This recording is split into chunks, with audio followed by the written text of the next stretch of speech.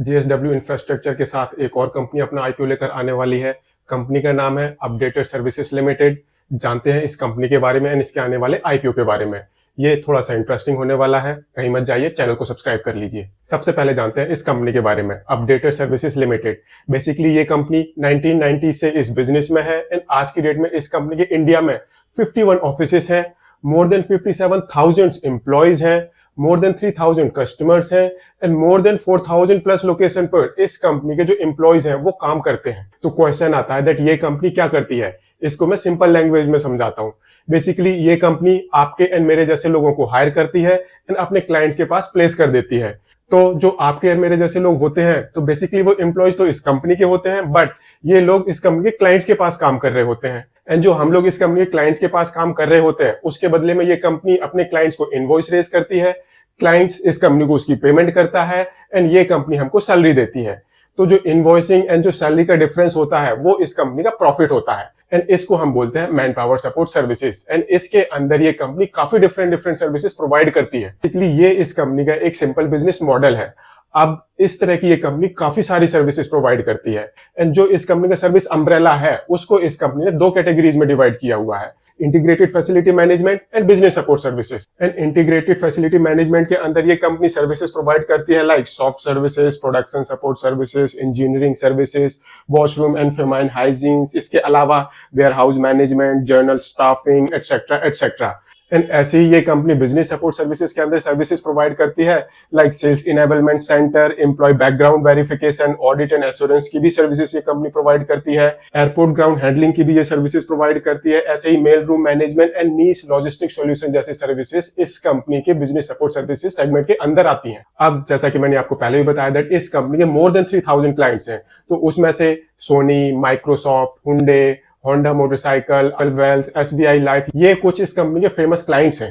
अब जैसा कि इस कंपनी के मोर देन 3,000 क्लाइंट्स हैं तो इसमें से ज्यादातर क्लाइंट्स वो बिजनेस सपोर्ट सर्विसेज के अंडर आते हैं, बट जो इस कंपनी की मेजर रेवेन्यू है अप्रोक्सीमेटली 72% वो इस कंपनी की इंटीग्रेटेड फैसिलिटी मैनेजमेंट वाले सेगमेंट से आती है। इस कंपनी के ज्यादातर क्लाइंट्स तो बिजनेस सपोर्ट सेगमेंट में है, बट जो रेवेन्यू है वो इंटीग्रेटेड फैसिलिटी मैनेजमेंट के यहाँ से आती है। ऐसे ही अगर हम इस कंपनी की क्लाइंट वाइज रेवेन्यू देखें तो इस कंपनी की वो रेवेन्यू जो इंटीग्रेटेड फैसिलिटी सेगमेंट से आती है वहां से 34% रेवेन्यू इस कंपनी की टॉप 10 कस्टमर से आती है एंड वो रेवेन्यू जो बिजनेस सपोर्ट सेगमेंट से आती है उसमें से अप्रोक्सीमेटली 54% वो इस कंपनी की टॉप 10 कस्टमर से आती है। सो ये इस कंपनी का एक ब्रीफ बिजनेस मॉडल था।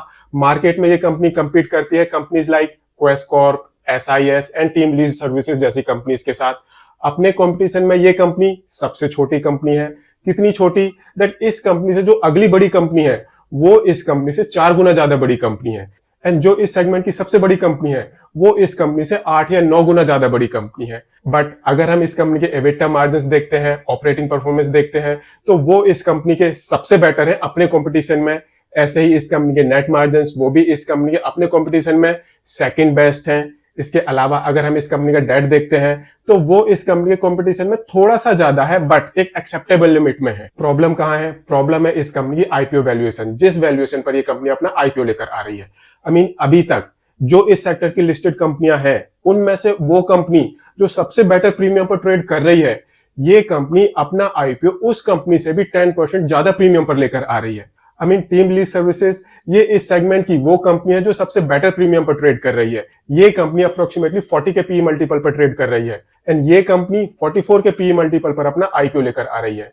वो कंपनी जिसका एक ट्रैक रिकॉर्ड है, ये कंपनी उससे भी एक्सपेंसिव वैल्यूएशन पर अपना आईपीओ लेकर आ रही है। सो आईपीओ तो अब आ रहा है। कंपनी का जो टोटल आईपीओ साइज है वो है अप्रोक्सीमेटली 640 करोड़ रुपीस का। इसमें से 400 करोड़ रुपीस का फ्रेश इशू है एंड बाकी ऑफर फॉर सेल है। 25 सितंबर को आईपीओ ओपन होगा, 27 सितंबर को आईपीओ क्लोज हो जाएगा एंड 9 अक्टूबर को इस कंपनी की बोथ BSE एंड NSE में लिस्टिंग होने वाली है। 280 रुपीज से 300 रुपीज पर शेयर का प्राइस बैंड है, 50 शेयर का लॉट साइज है एंड इस हिसाब से जो आपकी मिनिमम इन्वेस्टमेंट होगी वो होने वाली है आपकी 15,000 रुपीज की।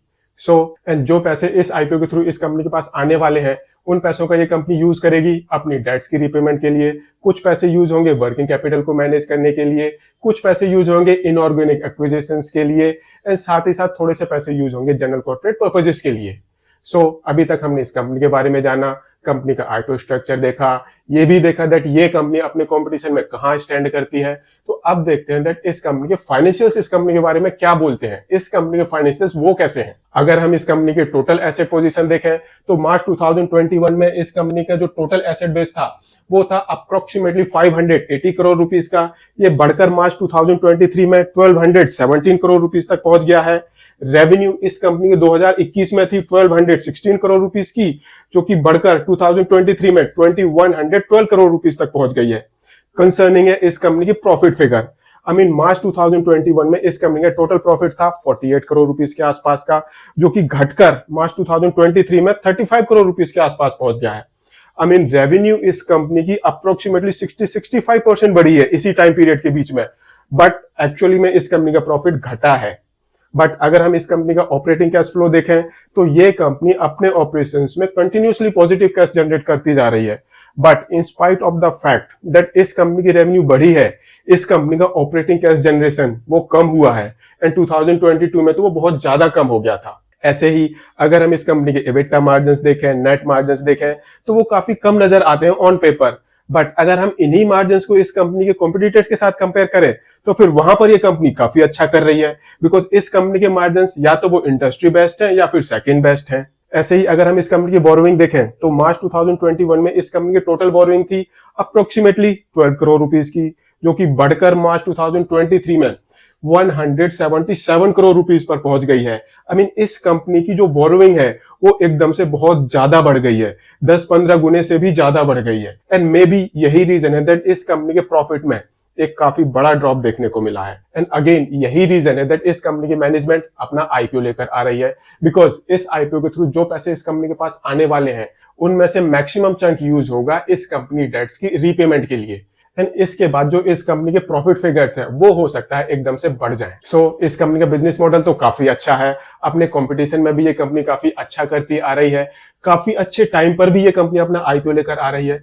बट इस कंपनी के फाइनेंशियल्स स्टैंड अलोन थोड़े से कंसर्निंग है, स्पेशली जब इस कंपनी की रेवेन्यू बढ़ती जा रही है एंड प्रॉफिट वो घटता जा रहा है। अब क्वेश्चन आता है, क्या आपको इस कंपनी के आईपीओ को सब्सक्राइब करना चाहिए या फिर वेट करना चाहिए, या फिर जो ऑलरेडी लिस्टेड कंपनियां हैं उनमें से किसी एक कंपनी के शेयर आपको खरीद लेने चाहिए। ये आपका पर्सनल डिसीजन है एंड आपको अपना डिसीजन केयरफुली एक्सरसाइज करना चाहिए। जो भी अभी तक हमने डिस्कस किया है, हाँ, उन फैक्टर्स को आप जरूर कंसीडर करें अपना डिसीजन लेने में। मोटा मोटा मैं वो फैक्टर्स आपको दोबारा से दोहराता हूं दैट आपको कौन कौन से फैक्टर्स जरूर कंसीडर करने चाहिए before subscribing to this IPO. And उसमें से सबसे पहला फैक्टर है इस कंपनी के फाइनेंशियल्स। आप इस कंपनी की रेवेन्यू देखो वो बढ़ती जा रही है, आप इस कंपनी के प्रॉफिट्स देखो वो घटते जा रहे हैं, इस कंपनी की रेवेन्यू देखो बढ़ रही है, इस कंपनी का ऑपरेटिंग कैश वो घट रहा है। बीच में तो हो सकता है वो नेगेटिव भी आ जाता, बट ऐसा नहीं हुआ है, वहां पर ड्रास्टिक रिडक्शन आया था। एंड ऐसे ही इस कंपनी की बोरोइंग, इस कंपनी की बोरोइंग एकदम से काफी ज्यादा बढ़ गई है। दो अभी वो लिमिट में है, दो इस आईपीओ के बाद वो बोरोइंग पोजीशन थोड़ी सी बेटर होने वाली है, बट स्टिल फ्यूचर में क्या होता है हमें नहीं पता, बिकॉज जो इस कंपनी के प्रॉफिट मार्जिन्स हैं वो काफी थिन है। एंड ऐसे टाइम पर अगर आपकी सेल में थोड़ा सा भी फ्लक्चुएशन होता है तो वहां पर जो आपका नेट प्रॉफिट होता है वहां पर सबसे ज्यादा इंपैक्ट देखने को मिलता है। दूसरा, इस कंपनी के कॉम्पिटिटर्स, ये कंपनी अपने कंपटीशन में काफी बेटर परफॉर्म कर रही है, काफी छोटी कंपनी है तो फ्यूचर ग्रोथ पोटेंशियल तो ज्यादा रहेगा ही रहेगा। तीसरा फैक्टर, करंट मार्केट सिचुएशन। हालांकि पिछले 2-3 दिनों से मार्केट काफी नीचे आई है, बट अभी भी जो आईपीओस आ रहे हैं उनको काफी फेवरेबल रिस्पॉन्स मिल रहा है। तो ये फैक्टर्स आपको जरूर कंसीडर करने चाहिए बिफोर डिसाइडिंग कि हमें इस आईपीओ को सब्सक्राइब करना है या फिर नहीं करना। अगर वीडियो पसंद आया हो इसे लाइक शेयर जरूर करें, चैनल को सब्सक्राइब करें। Thank you.